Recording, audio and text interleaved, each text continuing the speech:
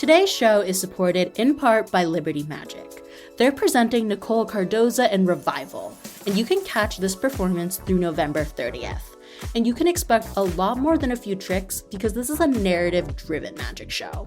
Nicole reflects on the magic of her ancestry to remind us that there's magic in all of us. She is bringing joy, imagination, and whimsy to the stage, all while blending storytelling with her illusions. This brand new tour is coming to Liberty Magic, Pittsburgh's premier speakeasy theater dedicated to the art of elevating magic. And if you're feeling extra adventurous, be sure to book a Skeleton VIP ticket. This gets you front row seats plus an exclusive meet and greet after the show. Get your tickets at trustarts.org/magic before they disappear.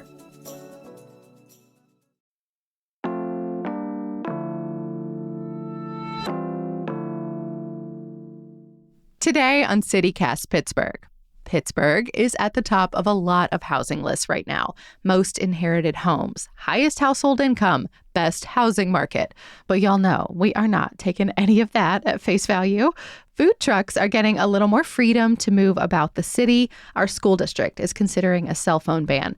And we have got some extremely good news about Point State Park. I'm with the CityCast crew talking about some of the biggest stories of the week.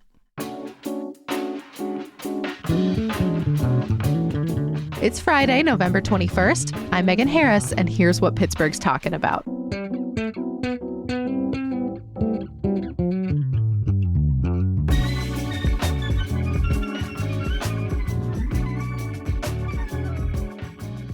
I am with CityCast Mallory Falk. We've had a pretty big week around here. Yes, we started off the week talking about a bunch of fun library card hacks, so things you can get with your card that are not just books, like cookie cutters, for example, if you're trying to do some holiday cookie baking. Baking pans, like children's toys, musical instruments. Like, I just love everything that our library gives to us. And this is just such a fun rundown that you and Francesca recorded. Yes. And then on Tuesday, Megan, you interviewed Eugene De Pasquale, who is the chair of the Pennsylvania Democratic Party, about his vision for basically trying to make the party suck less. Yeah, like, because it's such a weird position, right? Like, here in Pittsburgh and Allegheny County, like, obviously very deep blue by registrations, but the counties all around Pittsburgh are extremely Republican.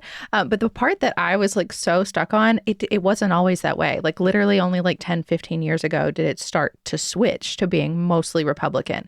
It was extremely Democrat until fairly recently. So he's trying to figure out, like, how to get that to swing back towards Democrats. Yeah, and he talks about some of his frustrations with like the National Democratic Party, so definitely tune into that one. We kept it a little bit lighter on Wednesday. We talked about holiday movies with a Pittsburgh connection. Some of these really stretched the definition of a holiday movie or a Pittsburgh movie, but Pittsburghers love nothing if not staking claim to like the tiniest little claim to fame we can. Yeah, honestly, one in particular, it's like this corner in Sewickley. I won't give it away. You have to listen to the episode where I guess like at least 10 Hallmark movies have like used it as like an exterior shot, which like the square in Sewickley, like it's the village is really cute. I get it. But I also just think it's really funny that like Hallmark and probably Lifetime, like they're all hanging on to the same B-roll and just like slotting it in whenever they need it. I'm glad, if nothing else, we can be suppliers of good B-roll.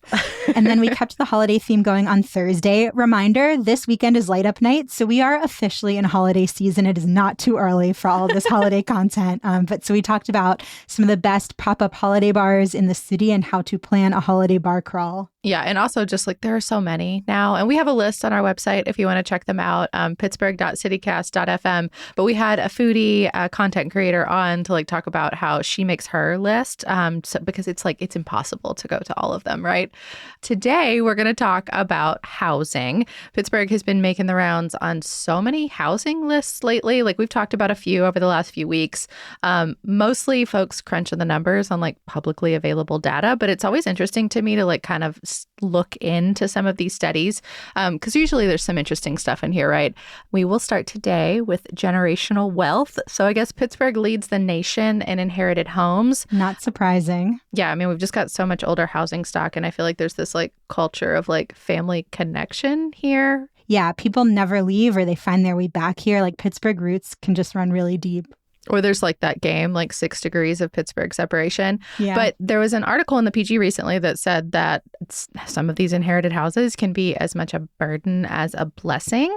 So there was a study from Coventry Direct that said 1 in every 14 homes in Pittsburgh is inherited. So like 7% of all of our housing. Yeah, I was looking at that study and, like you said, Megan, that's the highest rate in the country. We are basically tied with Birmingham, Alabama. But what was interesting to me is that while we kind of lead the country in inherited homes, we are not on the top list of places to inherit a home, at least not according to this study. Yeah, like they happen here, but it's not like that's a favorable circumstance for you. Yeah, according to them, at least LA is the best place to inherit a home, which kind of intuitively makes sense to me. Like housing is so expensive there that if you can somehow just opt out of the whole real estate market entirely and get a home that, someone in your family bought decades and decades ago before things got super hot there, it makes sense. That's a great place to get a house from a family member. Yeah, high property value, but also apparently low property taxes or a low property tax rate, which I would not have guessed. But I don't know anything about California tax law. Right, because I feel like there are all these California expats going to Texas for their tax rates, so I don't really understand. Right. But bringing it back to Pittsburgh, I feel like owning a home here can already be kind of expensive just because the houses are so old. There's always maintenance and repair stuff.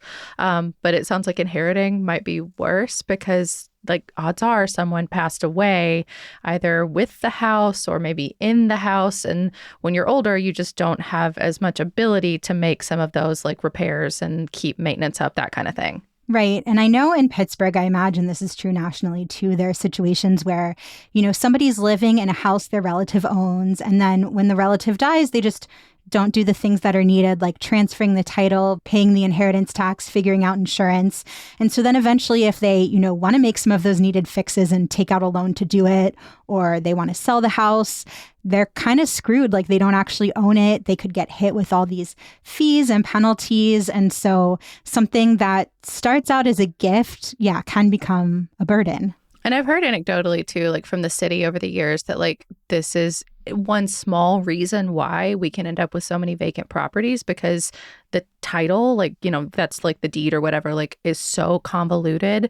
It once belonged to this person, but then it passed to this one, and they all died, and it's not clear who the heir is to that one. And it just becomes this huge mess. There was actually an anecdote in the story I was reading that there's this wild trend now, I guess, of estate planners, attorneys, telling their clients that they are better off putting a home up for a sheriff sale, letting the county seize it, and then trying to buy their home back just to clean off the title. Because whenever that happens, they just give it a clean slate. That is a wild detail, but it actually makes a ton of sense. I mean, I personally know someone who is currently living next to an abandoned house. It's been abandoned for years and years because the homeowner died and her children just aren't dealing with it at all. Well, and there's that too. A lot of people just don't necessarily want to live in grandma's house. I mean, it is what it is, but it means that a lot of homes can just sit for way longer than they should. And again, one small reason why we have the affordable housing crisis we do. Well, I'm glad at least there's this sheriff's sale tip for people who I think unknowingly end up in a situation don't realize they're not doing what they need to do.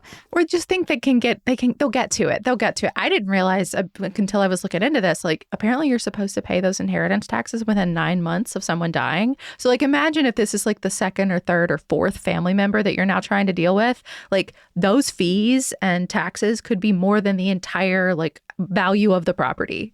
There needs to be some kind of PSA campaign about that. I definitely did not know. But actually, there's some news that relates to this whole conversation that can hopefully help some people avoid getting into the kinds of situations we've been talking about. The county just started offering free legacy planning services for residents. Oh, wow. So this is one-on-one long-term financial counseling that can help people figure out what will happen to their house, but also their bank account and other big assets after they die.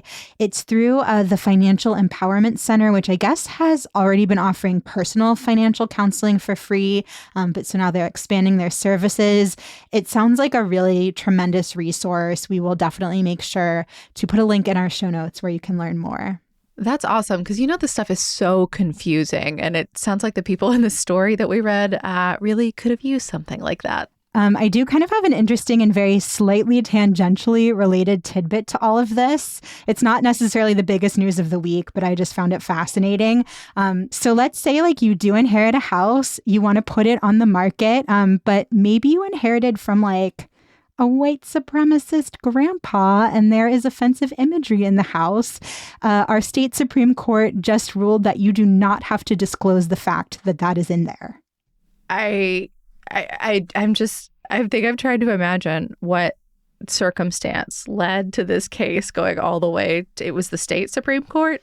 It was the state Supreme Court. Like, it's like when you read like those terrible like legal disclaimers like on the side of a hairdryer or a microwave that tell you like really obvious things to do or not do. Like something happened that led to this moment. It did, and it happened right in our backyard in Beaver County. So basically, this involved a case where a couple bought this house, and then when they were pulling up a rug in the basement, the floor tiles formed like a swastika and German eagle design. Like inlaid tile, though, I feel like that's a really expensive way to manifest your racism, anti-Semitism, terribleness. I don't know. Well, and part of what this couple is claiming is that it's a really expensive fix. Like it would cost tens of thousands of dollars to replace that tile. Which seems like the kind of thing you should declare in a house. Like if my HVAC system is old or the roof is leaky, like I have to put that on a document. Right. And that's the argument they were making when they brought this lawsuit, because like under Pennsylvania law, sellers have to disclose material defects. And they were saying this is a material defect. But the Supreme Court disagreed. I have an excerpt from the ruling that I saw in Penn Live's coverage of this that I want to read to you. Hold on to your butt. Okay. So part of what the court wrote was, certainly a significant portion of home buyers would eschew a house with a crude mosaic of Nazi iconography in its basement. Yet there is, sadly but undeniably, a segment of the population who would deem it an asset to the property. Ugh. Okay. I mean, I guess my major takeaway of this is if you're touring a home that you are considering buying, lift every rug. Look at them all. Yes, because if you wait until you've bought it, apparently you've got no legal ground to stand on. Although I feel like in Pennsylvania, like you could also take a picture of that stuff and be like, look what the fools who owned my house once had. Because I feel like public shaming is really part of our brand. Yes, to public shaming. Well, a couple of lists that are a little less bleak in the business times that I thought would be fun to quickly run through.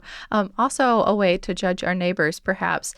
Mallory. So this first list is the hottest, quote unquote, hottest housing markets around Pittsburgh right now. Do you want to take a guess as to a few of them? Okay. Not to be that person, but I feel like I need to know whether hottest means like most expensive or means like place that is like ascending. Okay, so ascending is what it is. It's like, I think they call it pricing momentum, meaning like zip codes, first of all, is how it's all organized, where there's like a lot of activity year over year, that prices are dramatically rising, although they could have been lower to start, or that homes are selling at a faster pace compared to other zip codes. So that's the metric. Interesting. I mean, I could be fully wrong here, but I kind of feel like the like Melvale, Etna area is taking off. I hear about more and more people moving to those neighborhoods. Okay. Did you cheat? I just want to know, did you cheat? I straight up did not cheat. You look so taken aback that I was suggesting. That's true. Sophia, our beloved producer, Sophia Lowe, is the one who endorses cheating. Yes, Etna, so not Millvale because it's a different zip code, but Etna, Sharpsburg, O'Hara, and Aspinwall all share a zip code second in our area for like pricing momentum. Okay, I'm proud of myself. There are some frequent flyers on here, so you can guess some basic, some regular Pittsburgh neighborhoods, and I'm sure you will be right. Oh, that like are kind of always hot? Mm-hmm. Shady Side? Correct. Shadyside and Friendship share a zip code. They are number 3 on the list. Got it. Squirrel Hill. Yep, that's number 9. Highland Park. No, actually. I don't know where they might fall on the list, but they're definitely not in the top 10. I'll read you the others. So Oakmont, number 1. Okay. I can see that. Yeah. Then, like we said, O'Hara, Etna, Sharpsburg, Aspinwall were number 2, Shadyside Friendship number 3, Murraysville, shockingly, is number 4. I don't live there and drive through there, so if you live there and you know it's nice, I'm so sorry. I didn't mean it. They don't mean it's a shock. I just didn't expect it. Evans City, so Butler County coming in, and not the part of Butler County I would have expected. Is that like all the horror fans who want to live in the place that Night of the Living Dead was shot? Maybe. that's I the don't know. boost It in doesn't actually popularity. give reasoning or like speculate as to why these housing markets are especially hot. Next on the list, Upper St. Clair, obviously. O'Hara, Blawnox, Harmer, and Fox Chapel is next because they all Okay. share a zip code, but of course, Fox Chapel. Mars, also Butler County, once again, still not in the part of Butler County I would have expected. And then rounding out the top 10 at the end, because you had Squirrel Hill, was Sewickley, of course. There's a couple of surprises, but like most of that list kind of checks out. Yeah. But I think worth noting, like the number 2 on it, again, like that Etna area, the average list price of a house is so much lower than anyone else in the top 20, like any other neighborhood. In fact, I think Etna compared to Shadyside is like literally half. So if you're looking for a bargain, but where your home price might start to soar, it sounds like maybe Etna and Sharpsburg and Aspinwall could be your moment. That's why it was my guess, because I feel like I increasingly hear people who have kind of been priced out of the city gravitating toward Etna because it also like has a lot going on there. I got to shout out my neighbors who started CoStar Brewery there, an incredible spot. But there's just like a lot of great stuff happening in Etna right now. So I think people who are looking for a relatively affordable home in a place that has a surprising amount to do are gravitating there. Yeah. And I just thought this was hilarious. Elsewhere in this Biz Time story, I was looking at the hottest housing market in the entire nation, like for the whole year, is a little bitty town called New Concord, Ohio. It's 2 hours west of Pittsburgh, like just before you get to Zanesville. They had no speculation as to why, but it's a population 2,000, nowhere near a city center.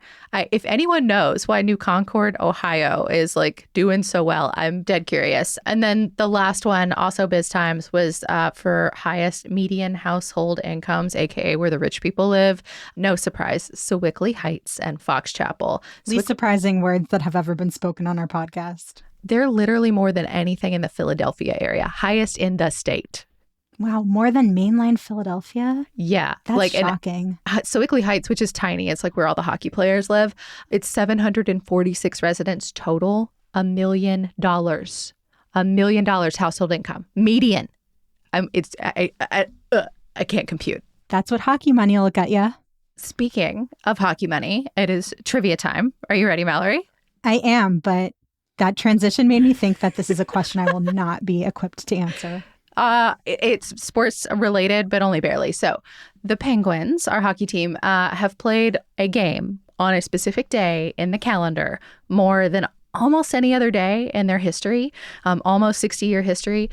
Can you guess what day that is and maybe why? And also why it might be related to right now. Is it Thanksgiving? Do hockey teams play on Thanksgiving? We will have the answer after the break.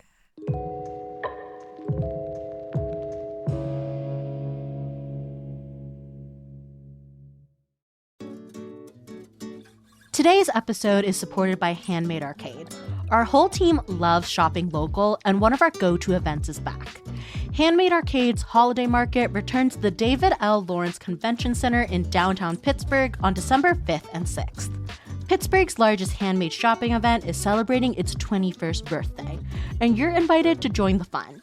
Shop from over 290 makers and artisans offering gifts like gorgeous wood cheese boards, cute little parking chair stickers, jewelry, and so much more.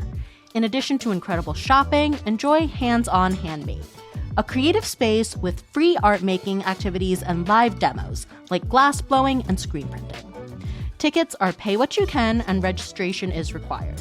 Want to beat the crowds? Snag paid tickets for the Friday night preview party on December 5th or early bird shopping on December 6th. For tickets and info, visit handmadearcade.org. This episode supported with help from the Frick Museums and Gardens. If you love seeing fancy houses decked out for Christmas, don't miss the Frick special Home for the Holidays at Clayton Tour. This winter, you can get a glimpse of holiday charm from the Gilded Age and learn about how people celebrated the holidays back then and how that might look a little differently whether you were a Frick family member versus one of their staff members. I always love going through the dining room, and on this limited time tour, you'll see recreations of the Frick's holiday meals. Other tour highlights include the Christmas tree with decor from its time and art from local students throughout the home. And crafts are another standout part of the Home for the Holidays tour because the curatorial team found some crafts made by Henry Clay Frick's wife and daughter, Adelaide and Helen.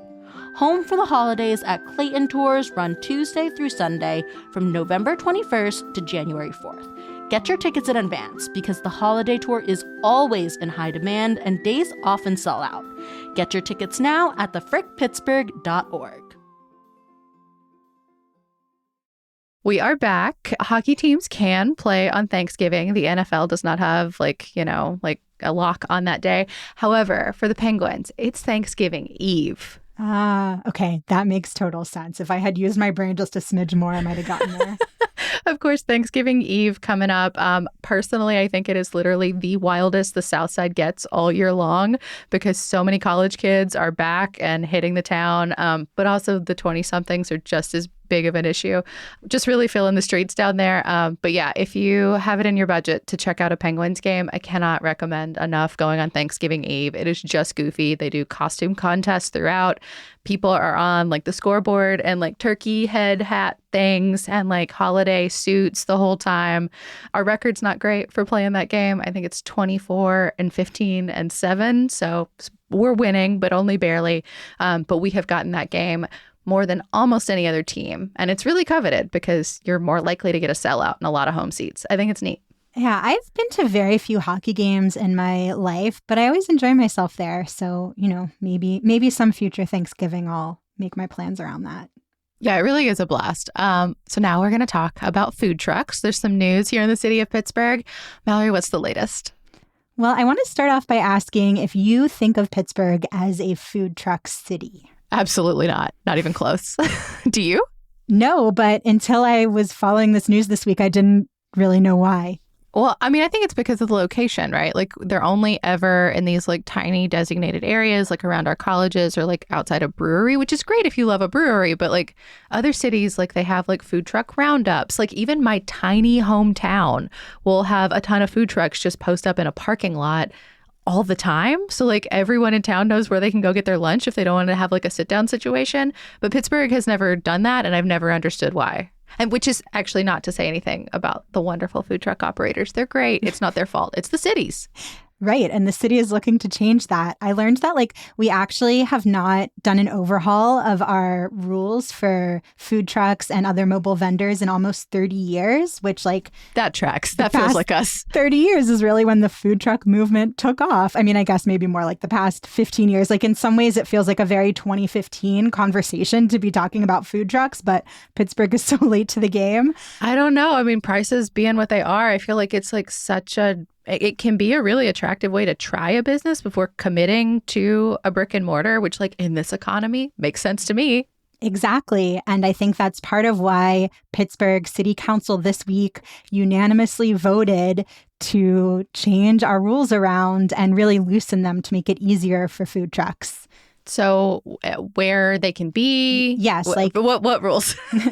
Yes. So they can be in more spaces and they can be there for longer. So the way the rules have worked up until this point is food trucks can mostly only be in metered parking spots, at least if they're trying to be in a public space. That's why you see them so much at breweries, because breweries are private businesses with big parking lots that are often saying yeah, you can set up shop here. Yeah. But in the city, it's so limited where they can be. And also under the old rules, they had to move every 4 hours, which is really challenging, the opposite of what you were saying, Megan, where there's a spot everyone knows you can stop by for lunch. Yeah, I mean, that's exactly what I mean. It just makes it really hard to do that in a regular way. And I mean, our food truck operators have clearly figured out the game.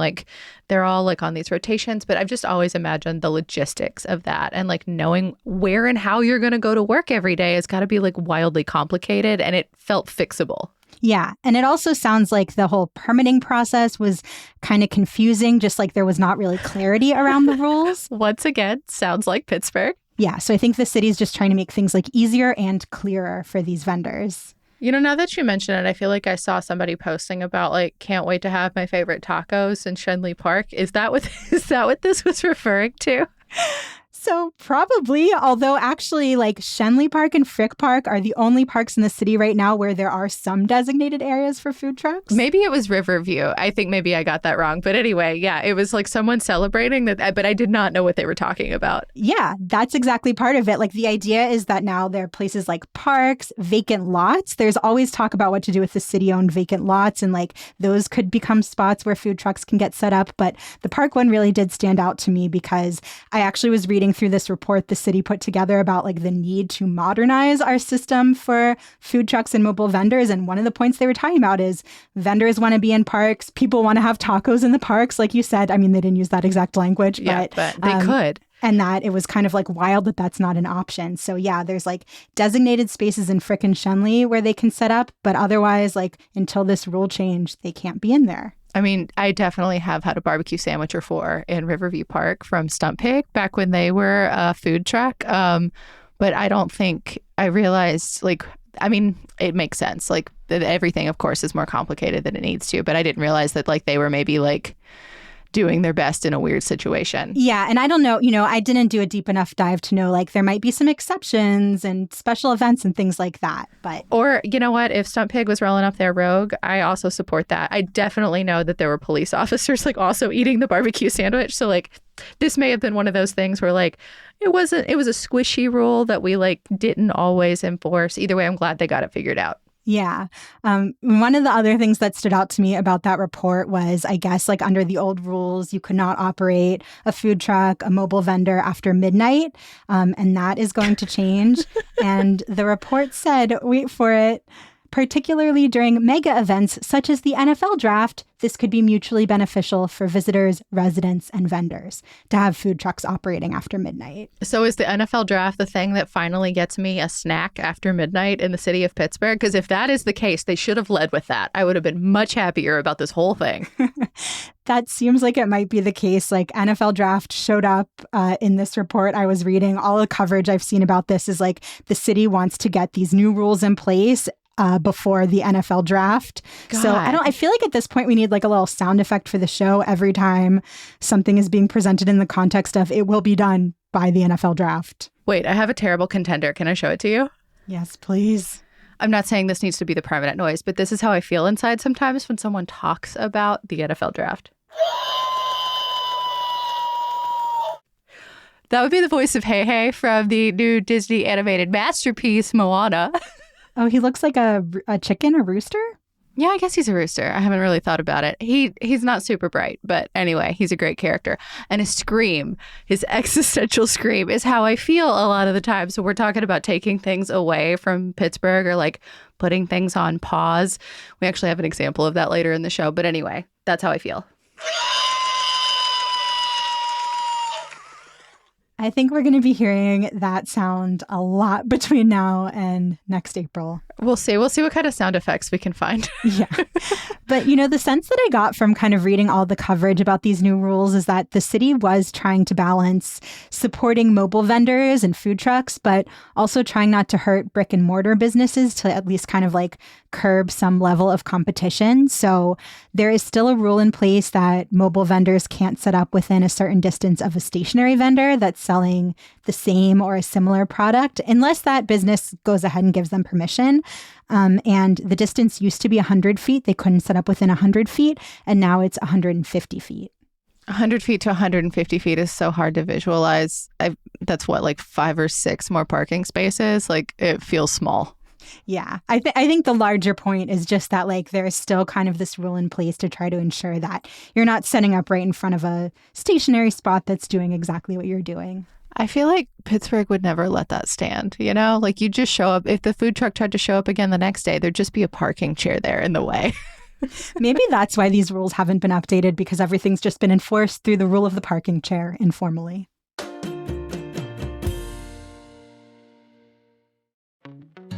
Today's episode is sponsored in part by Family House. For families traveling here for medical care, the cost of food is just another expense to worry about. But Family House's daily healthy breakfast program takes away some of that stress, while also providing a little connection. The program's available to all Family House guests, and it provides nourishing meals, a welcoming space, and the chance to meet others facing similar medical challenges. But the cost of this meal program is going up. Family House needs your help. Every donation helps keep breakfast and the support it provides available to those who need it most. You can give at familyhouse.org/donate and save the date for Family House's Day of Giving. It's December 2nd on Giving Tuesday.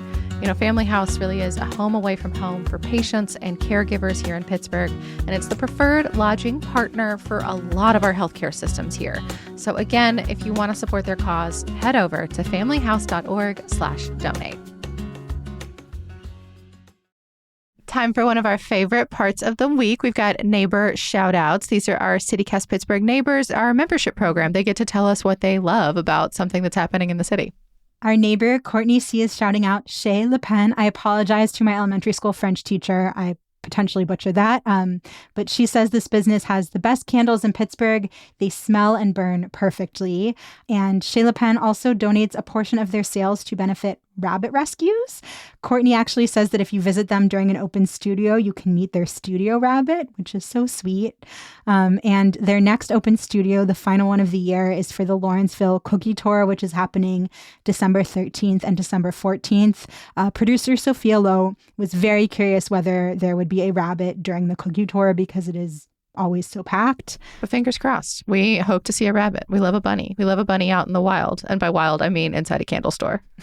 So thank you, Courtney, for your recommendation. If you want to share your favorite local business or something that's happening there, a nonprofit, an event, you can do so by becoming a CityCast Pittsburgh neighbor and send us your shout out. You can send as many as you want. We will read them right here and put them in our newsletter. You can join today at membership.citycast.fm. Now we have some wins, one loss, I think, and a bunch of things to know. Yes. So something to know, it is, I guess, John Fetterman update time is maybe becoming a regular part of our show. But Pennsylvania's Working Families Party announced this week that they are recruiting candidates to challenge him in the 2028 primary. So obviously his seat is not up for a couple more years, and he has not even announced yet whether he's going to seek re-election. But this party is calling for challengers. I don't understand why this is a thing we're even talking about. We are so far away from that Senate seat being open. Like, I know you need time to campaign, of course, but like, it just feels like a weird time to do it. I was really kind of two minds when I saw this, because on the one hand, it feels ridiculous to be talking about 2028 at this point in time. And we don't even know if he wants to run. Like, I just finished that book, by the way. Like, he makes a lot of evidence for why he does not want to run or want to keep the office. Yes, but I also understand that there's something about kind of like speaking something into existence that, like, I wouldn't say they're starting the conversation on this because people have been talking about wanting him out of office for a while now, but they're like the ones starting the real conversation about like, let us strategize to make that happen. So there are reasons it feels like kind of newsworthy, or I see why this is happening now to like start laying that groundwork early. I guess. I also I think about like, there's a school of thought that like, whether you believe in his policies or not, he is at least still a lowercase d Democrat. And if we open it, if he doesn't seek re-election, and if the Democratic Party does not support him, does that open the door for a Republican? In Pennsylvania, I think the answer is unequivocally possibly. Yeah. And, you know, the Working Families Party, it's kind of a small progressive political party, but they frequently like endorse, support, do work around Democratic candidates. Like they endorsed Summerlee, for example. So they often work with Democrats, but they are their own thing. Yeah. And the Fetterman book, just because we talked so much about it last week, I figured it was worth throwing out there that at the end, which I made it to, he does talk about some of his more controversial positions lately, like immigration, meeting with Trump, Israel. He does say, talking about these positions, I'm well aware that it may cost me my seat. I'm completely at peace with that. If you want to talk more about this, let me know. We can always book club. You can call the book club hotline at 412-212-8893. Would love to yap with Jens about what we're reading right now. I've started Giselle's. I felt like if I'm going to read John's, I have to read Giselle's. This is becoming a slippery slope. Yes, his wife has a book out too about crying. I only made it through the introduction this morning. Yes, a lot of it was about crying, but in a way that I really empathize with. Well, we're going to keep going with updates from last week's show. This is about the strike at the Post-Gazette. So the strikers voted to send a return to work offer to the Post-Gazette. And this is, of course, coming on the heels of a court ruling that favored with them.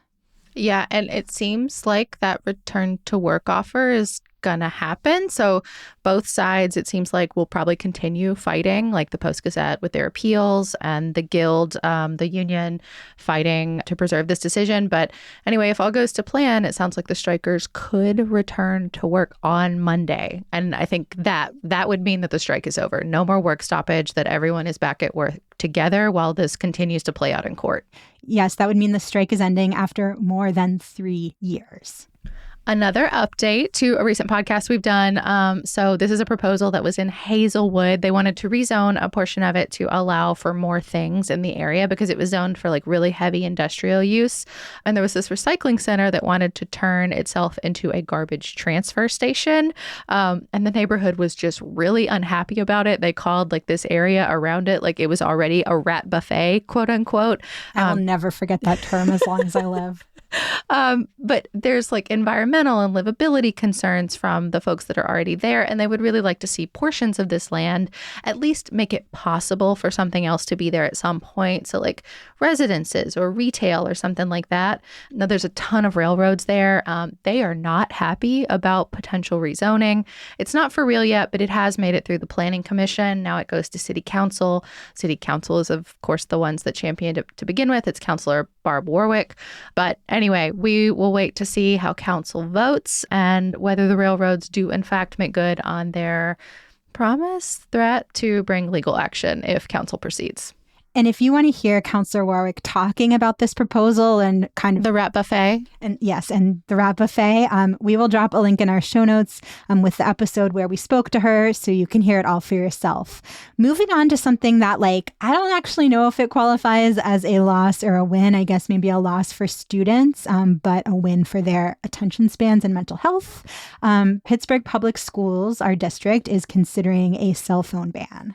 Yeah, so this potential ban, still potential, would apply to the full district. I didn't realize 44 out of 50-something schools have some sort of phone ban already. So it doesn't necessarily instate one in a lot of these schools. It just standardizes it because each school up to this point has been able to define what a phone ban would mean to them. Some of this is coming after some unfortunate violence at Carrick High School, but also just like I feel like we've all heard tell of this. Like there's just so much bullying that's pervasive on cell phones in a way that, like, I mean, most of us experienced or were aware of bullying on some level when we were in school, but like phones make it so much worse. Yeah, phones and social media. So the current proposal right now is that students cannot use phones on school grounds. They would turn their phones in at the beginning of the day, get it back at the end of the day. But principals can grant exceptions, like if there's some sort of medical reason they would need their phone. I think, unfortunately, the main argument I've heard against cell phone bans is families being concerned about like how they would contact their kid or how their kid would contact the outside world during a school shooting, which it's just really upsetting that that's one of the factors at play when cell phone bans are considered. But, you know, PPS, it sounds like, does want families to weigh in on this policy.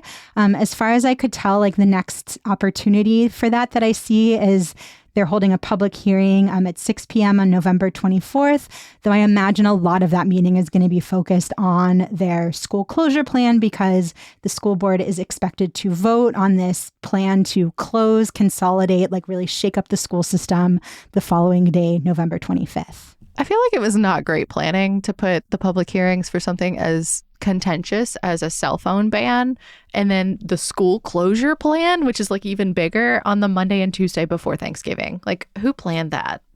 Yeah, people are going to like go into the holidays knowing grumpy, for sure like, their school's going to close. People are upset about this no matter what. Like, why? Yeah, and I'm not seeing an agenda yet for that public hearing. So, you know, maybe take a look, see if it's up before you commit yourself to going to Oakland.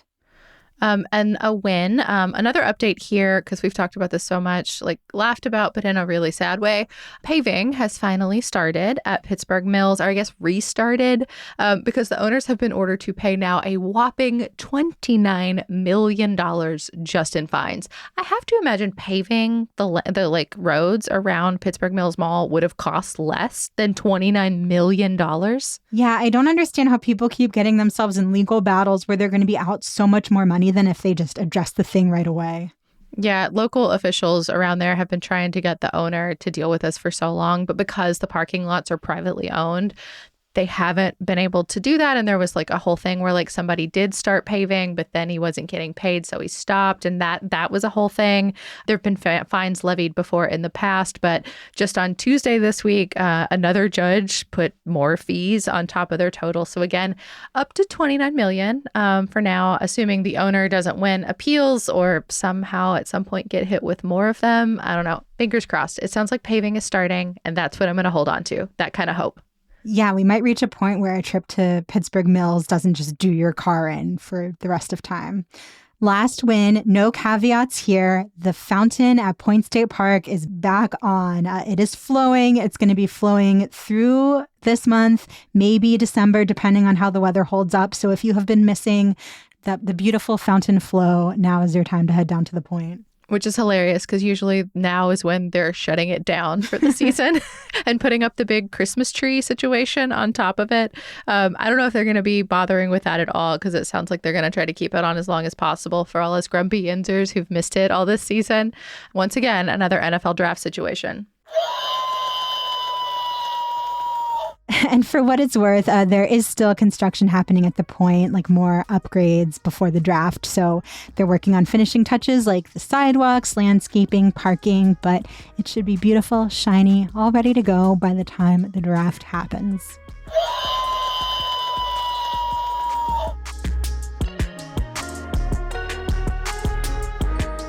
That is all for today here on CityCast Pittsburgh. Our music is by Benji, All the Kimonos, Spring Gang, Bagel, Howard Harper Barnes, River Run Dry, and EJ Sarah, with additional music from epidemicsound.com. Mallory Falk is our executive producer. Sophia Lowe produces the show. Francesca DeBecco and McKenna Hartford wrote our newsletter this week. And I am your host, Megan Harris. We will be back on Monday with more from around the city. Have a great weekend, y'all.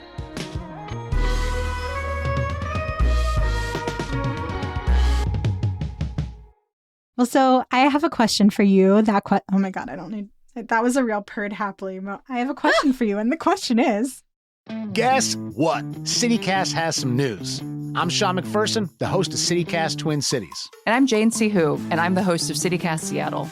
Hey, if you have a friend in one of our cities, can you text them for us? Yeah, something, simple like, hey, how's that rash doing? And do you listen to podcasts? Because I have one you're definitely going to like. After that, tell them that CityCast has helped you become more informed, more involved, and more connected to your amazing city. We're going to help that person you know in Seattle who's been trying to make friends. And we're also going to do that for that guy you only kind of knew in college who moved back to the Twin Cities after graduation. Don't we all have that guy? Yeah, and usually that guy is named Todd.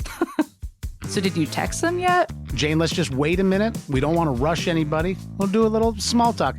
How's everything going in Seattle? Beautiful, beautiful. Fall leaves popping. How about Twin Cities? Today, beautiful and sunshiny in St. Paul.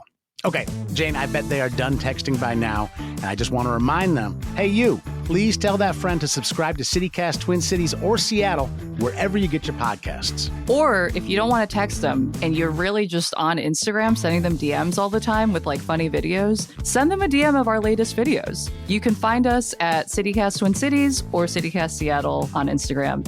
Thanks.